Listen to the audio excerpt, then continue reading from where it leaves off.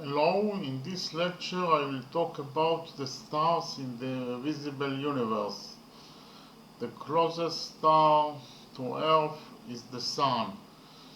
The Sun is about 150 million kilometers from the Earth. And it takes the Sun's rays 8 minutes to reach the Earth. Any celestial body that emits light and heat as a result of nuclear fusion is defined as a star. And that is why our Sun is a star, whereas all the celestial bodies that rotate around stars, like the Earth orbiting the Sun, are defined as planets. The next closest star to Earth, other than our Sun, is Proxima Centauri, found at a distance of 40 trillion 208 billion kilometers from Earth, or 4 light years from Earth. That is the light emitted from the star Proxima Centauri that moves at a speed of 300,000 kilometers per second.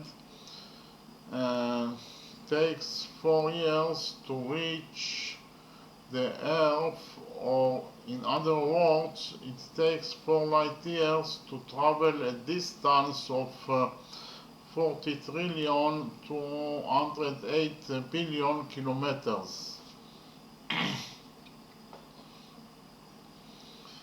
And that is why I told you that if theoretically there was a wedding on the star Proxima Centauri and the wedding was broadcast live to Earth, if you see those pictures of the wedding now in 2023, it actually took place in 2019, because it took the pictures 4 years to get from Proxima Centauri to Earth.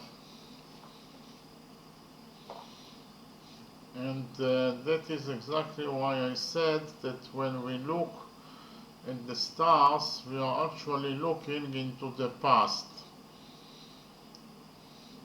A star or sun is a spherical celestial body composed of matter in a state of plasma and gas aggregation. A star, unlike a planet, produces its own radiation by nuclear fusion and emits it into outer space. The source of the energy released from the stars is nuclear fusion, and it is emitted into space in the form of electromagnetic radiation and neutrino particles. According to estimates, there are approximately 7 times 10 to the power of 22 stars in the visible universe. Other estimates speak of at least 10 to the power of 24 stars. The stars in the universe are not uniformly distributed, but tend to accumulate in structures called galaxies, which in turn are organized into structures of galaxy clusters and superclusters. So I will explain what is a galaxy. A galaxy is a collection of stars that are bound together by gravity and they all revolve together around the center of the galaxy. An example of galaxy is the Milky Way. The Milky Way is the galaxy in which the solar system is of course the place that our sun is. So the solar system is located so the Milky Way is the galaxy in which the solar system is located and in which the Earth is located. The diameter of the galaxy is about 100,000 light years. It is about 200 light years thick, and it contains about 200 billion stars, like the sun. And according to some estimates, up to 400 billion stars. The stars of the galaxy revolve around its center at a speed close to 220 kilometers per second. I will explain what is a galaxy cluster. A galaxy cluster is a collection of many galaxies held together by a common gravitational force. A galaxy cluster can contain between hundreds and thousands of galaxies. I will explain now what is a supercluster. A supercluster is a group of several galaxies clustered, and the galaxy group together. The existence of superclusters shows that the galaxy clusters are not equally distributed in the universe, but are united in groups of superclusters. Superclusters are between 100 and 400 million light years across and can contain several thousand clusters clustered nearby.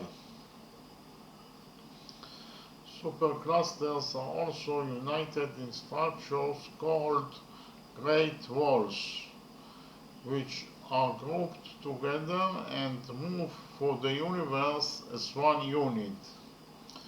Great walls are the largest structure known to us. The Sloan Great Wall was until January 2013 the largest known structure in the universe and is now the second largest after huge LGQ. The huge LGQ is 1.37 billion light years long, and it is 1 billion light years away from Earth. We'll talk now about the birth, course of life and death of the stars.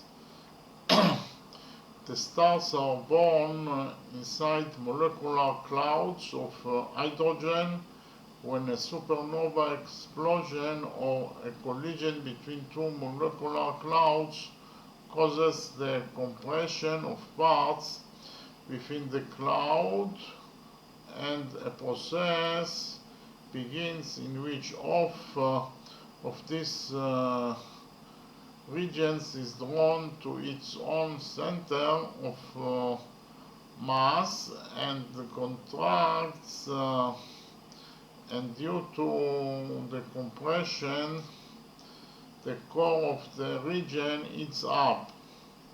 This stage is known as a pre-star.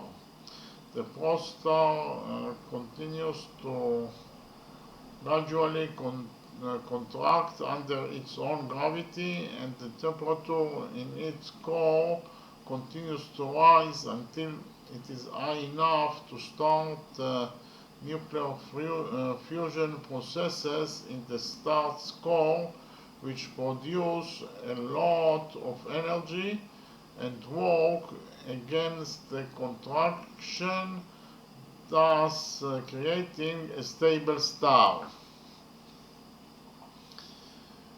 And in this case, and in the case of extremely large stars, pulsating star, the star spends most of its life as its core fuses hydrogen into helium. This phase is referred to as the phase where the star is in the main sequence and will be largely stable. The duration of the star's stay on the main sequence is determined by its mass, and when stars with a small mass such as red dwarfs can remain on the sequence for tens or even hundreds of billions of years, while very massive stars reach a state in only millions of years, where the accumulation of helium in the core reaches fusion and begins the next phase. An average star similar to our Sun will be on the main sequence for about a billion years. After the hydrogen in the star's core runs out, fusion of the helium in the core begins. The fusion of the helium hits the hydrogen shell near the core, and hydrogen fusion begins around the core.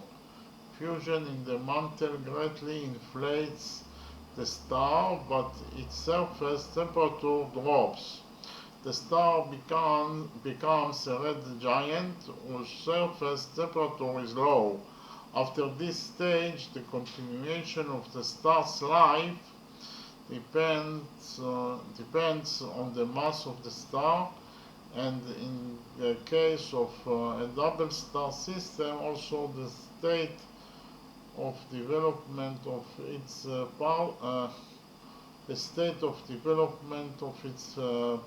partner. The star which